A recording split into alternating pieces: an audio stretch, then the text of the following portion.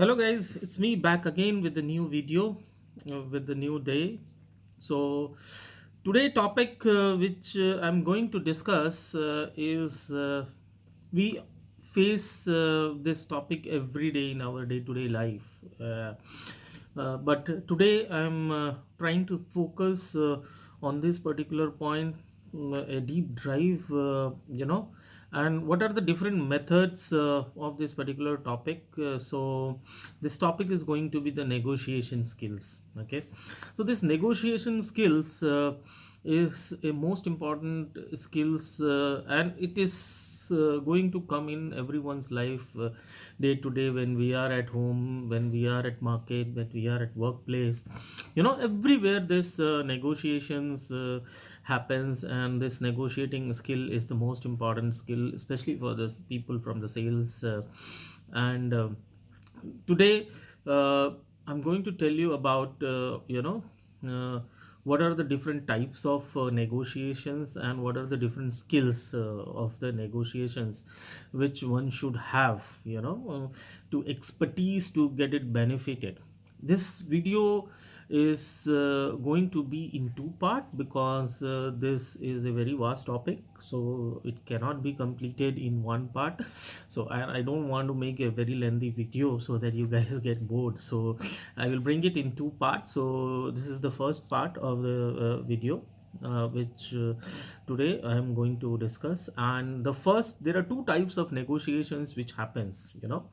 One is the integrative negotiations, and the second is the distributive negotiation. So what is exactly is integrative negotiation? When we discuss about integrative negotiation, is a type of negotiation where both the parties come into the discussion and the bargaining, and it's a win-win for both the people, you know both the people. And it is also that, group of people, when they sit together and discuss the strategies and all this particular thing, and do some creative ideas on the pricings and all these things, and discuss on this particular thing. And the most compromising compromising part of in this integrative negotiation is honesty. When you have an honesty, that can also give a very good leverage in this negotiation skill or negotiation type, when we talk about, because this leads to a customer understanding and faith towards that particular point, and then it fulfills the needs of both the particular parties, that okay, like for example, I'll give you an example. Like, you go and buy a milk product, and we know that it's brand, and that branded product, so you get satisfied, you are satisfied that with that product already. So there is no doubt, so that fulfills both the parties requirement, the seller and the buyer, in that particular case. So this is mostly this type of negotiation in integrative negotiation is a win-win for both the parties. So so when we talk about a distributive bargaining or distributive negotiation, it's a strategy where only one party gains and second party has to lose. So it's not a win-win situation for both the parties. So it's also called a zero-sum negotiation, because the assets or the money is fixed, and one has to lose and one has to gain in this particular kind of negotiation. So I'll give you an example. When we go to the market, to buy some product, or some particular item, which does not have any fixed price. Okay, this distributive negotiation falls and fits for that particular product, which is does not have any fixed price. Like for example, when you go to the supermarket, when you go to the market, vegetable market, to buy a product, buy some vegetables, there you have an argument with the seller, that okay, you give, this is my quoted price, and what exactly you're going to offer. So sometimes what happens, due to some circumstances, some some timing and all. Like, let's say for example you're going to the vegetable market when the market closing time is there. So what happens, the vegetable seller will try to sell off the things so that he can go home with the maximum sale and all these things. So due to that, they try to drop the price very highly, so that they can able to sell the vegetables and all these things. Here what happens, they lose the price, but the buyer get it benefited, so that they they get maximum good product, good quality product with paying less. So this is mostly happens in this category, this type of category, that negotiation. And also in day to day's life in our home, mother try to negotiate with the children, father try to negotiate with the wife, with his children, husband wife try to negotiate with the wife.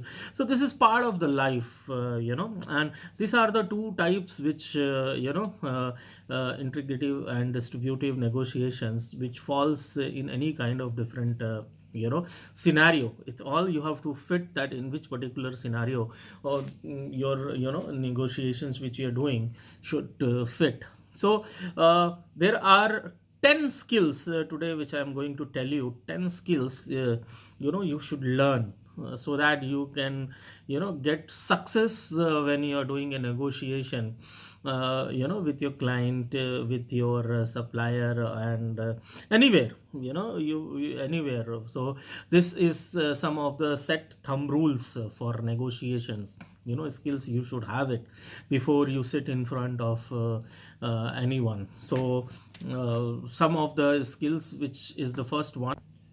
So the first skill is analyze and cultivate your Batna. So when we talk about Batna, Batna is best alternative to a negotiated, agreement.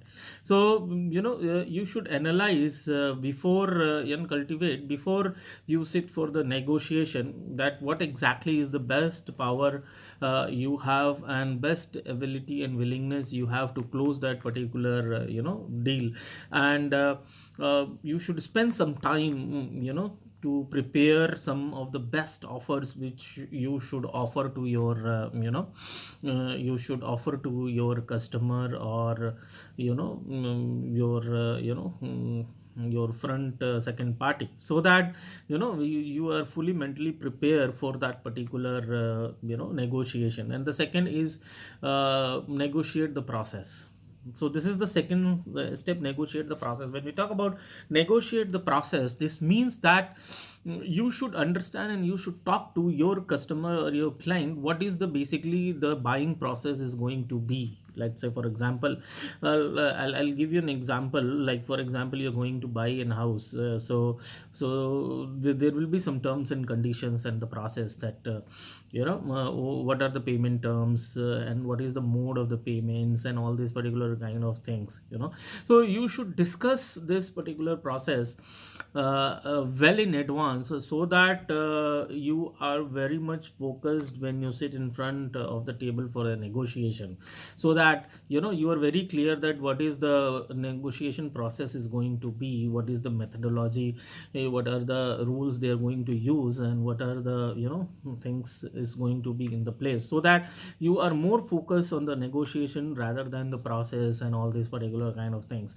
So negotiation process is the second one which need to be done as a skill. You should know how to do that. And third is the build the rapport. Okay, so when we talk about build a rapport, this is something which plays a very major role in any kind of negotiation and any kind of things. Most of the times, I will give you an example. When you go for some bigger negotiations and all these things, you see even 5 6 people, and out of that 5 6 people, you only know 3 4 people, so you have never met another part of the team, and that creates a very big problem. So it is always suggestible that when you have this kind of situation, it also depends that what is the time schedule you have for the negotiation and the discussion. You should have some small talk in the starting before you start with the negotiation discussion. You should have some small talk to know each other. This is always going to help in the process of doing the negotiations, because when you each other understands, no, when both the parties and all the people knows each other well, then the buying process, the negotiation process becomes more easy, because you can able to read that particular person mind. So it is always suggestible that before going for a negotiation, any kind of negotiation, you should know who are the people part of that particular negotiation and that particular buying process, and you should have a rapport with each people, and you should have met it all the people and build some particular rapport before going for the negotiation.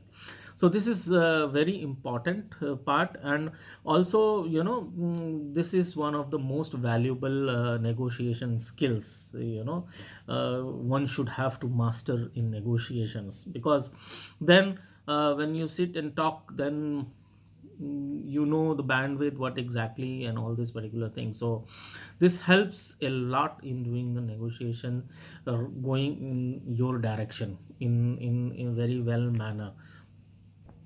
So the fourth one is listen actively. Many time what happens when the discussion starts, and the subject starts, for the negotiation subject starts, the people, trying to see what their counterpart is telling, and they are, when the counterpart talks, they start thinking, what should I tell, what should I tell, rather than thinking, you should listen carefully what exactly your counterpart is telling.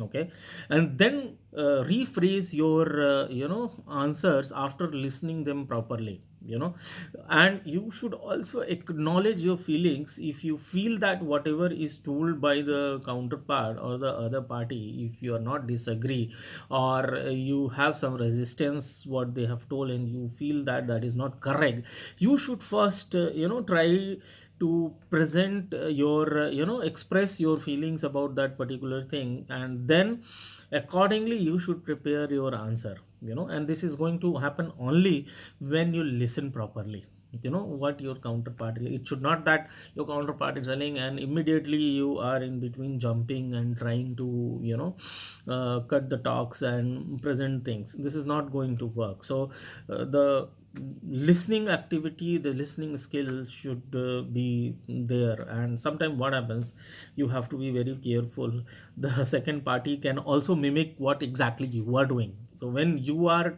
telling, they should also listen properly and accordingly rephrase. So this is something which you need to keep in mind, that it's not that what you are doing second party cannot do, second party can also do it properly. So but you have to be prepared for that particular thing also.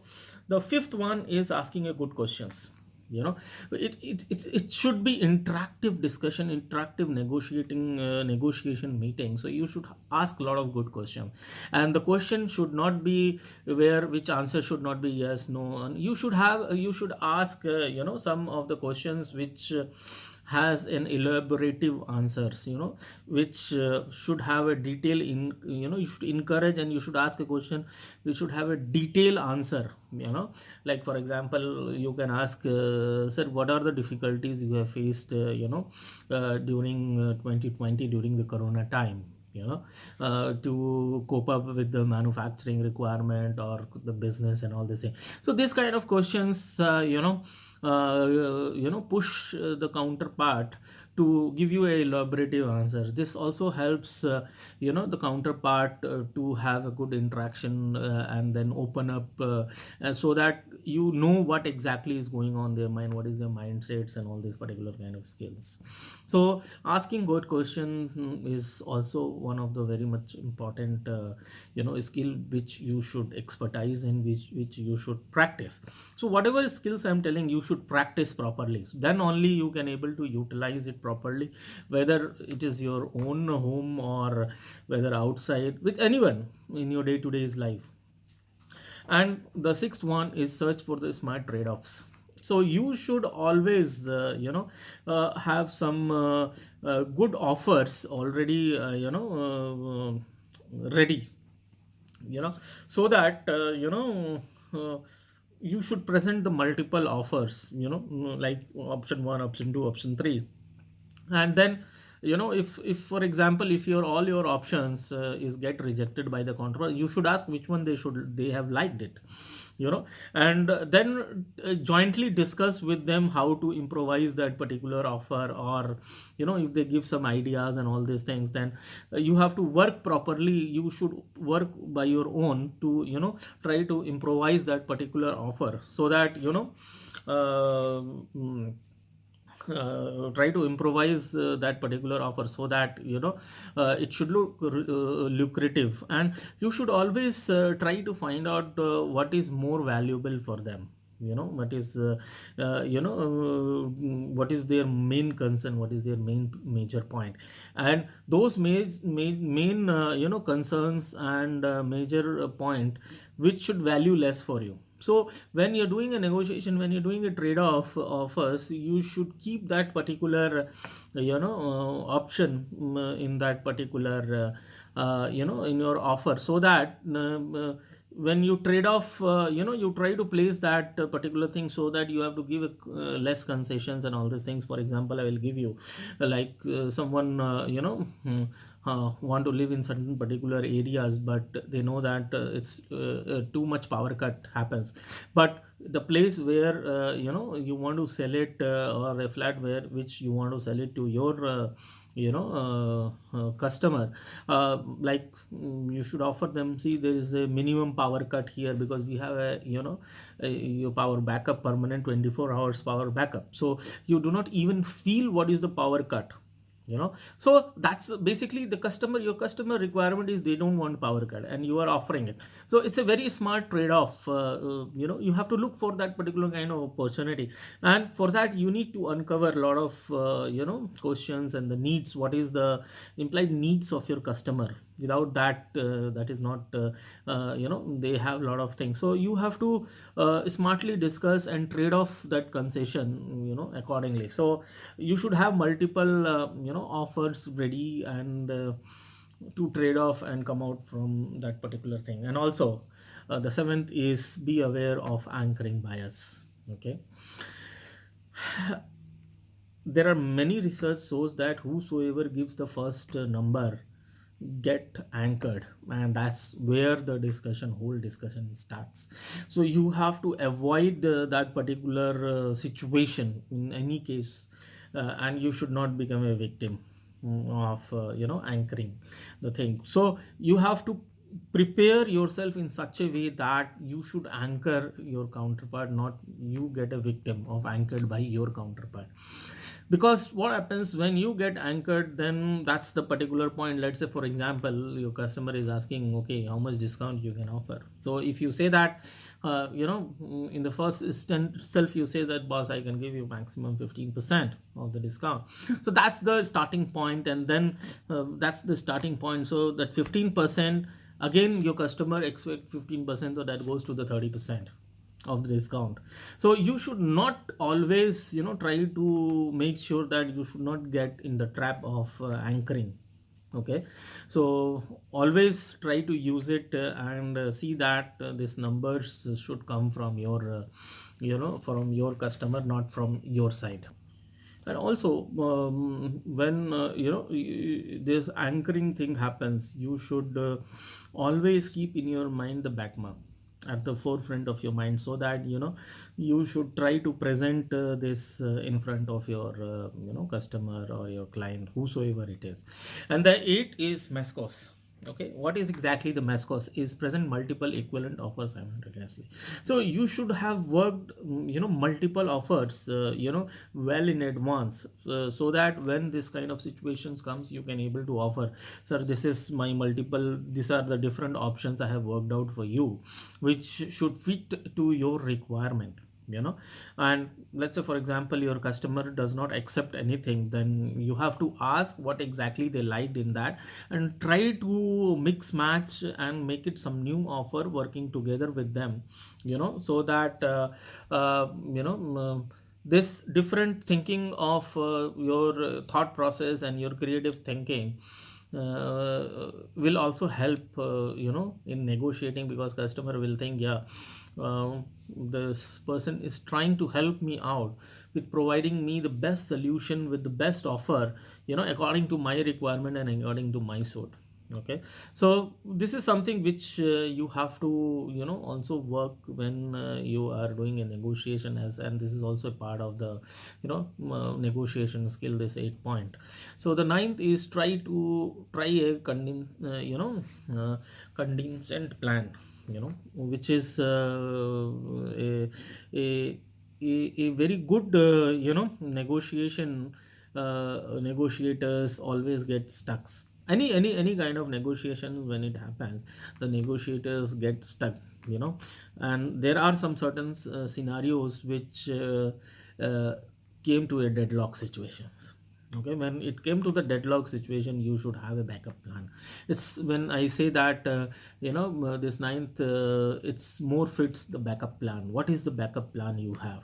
So you should always work on a backup plan, so that when this type of situation comes and when you get stuck in this kind of situation, your backup plan should work. You should have a plan B always ready for this kind of situations. And the 10th is the plan for implementation stages. So many times what happens, like for example, I'll give you an example of construction of a building. Okay, so you always able to see the hoardings and boarding that this is the stage 1 is completed in 6 months. Okay, stage 2 is completed in the next 4 month, 6 month, and this is the position dates and all this particular. So you should always have a plan for the implementation of that project, because what happens, many time customer has a doubt that whether you are able to deliver that thing, or whether you are able to promise whatever you have promised is going to fulfill or not. So it is always suggestible you should link a implementation plan with that particular contract, so that with the implementation plan and with the implementation stage, when you link with the milestone, then there should always have a clause where if you are fulfilling the contract within a time, then you get rewarded. If you are not able to fulfill the contract in time, you have to get penalized. And time to time you have to also discuss that. Let's say, for example, if you have a full contract period of 3 years, so you should have a some revisit time also to discuss. Every quarter you should sit together and discuss what is the what exactly is the progress happening, is there any modification is required, or is there any problem has done. And you should also have some particular clause if there is some dispute happening in that particular contract, to resolve it. So conflict management, I can say that. So this is something which helps, and also your counterpart, your party, your customer gains some confidence in you when you attach an implementation plan in that particular thing. So this is all about the 10 skills which I told you, interactive disputive negotiation skills and 10 skills. So this was the part 1. So uh, uh, I will suggest you to like the video, subscribe my channel, so that you can able to get the notification of my new videos when I upload. And frankly speaking, I don't get time to do the videos and all, because due to my other work, I get very busy during my travels and all these things. But I'll see that to bring some new videos frequently, with some new topic. So I don't know, I'll try to release the part 2 very soon of this negotiation skills, the types of negotiations and negotiation skills, and also that, my motive is, so that with my experience you should learn this. This is all what I told you is something which I learned from the field, and that's what I want to share so that you can get benefited from this. So please like the video, do subscribe my channel, and share it with the maximum. I know you guys are watching the video, but you are not subscribing it. So if you don't subscribe, you will not get the notification. When I upload the video, it will get lost somewhere if you're not subscribe my channel and hit the like button. So please subscribe my channel and hit the like button and comment it which type of videos I should make. There are lot of different topics in my mind, so I'm trying to make videos on those particular topics now, which I think is going to help a professionals, a sales professionals, a business development professionals, and all these kind of people, so that they get benefited in their career and day-to-day life. So thank you very much for watching these videos. Thank you once again. Bye bye.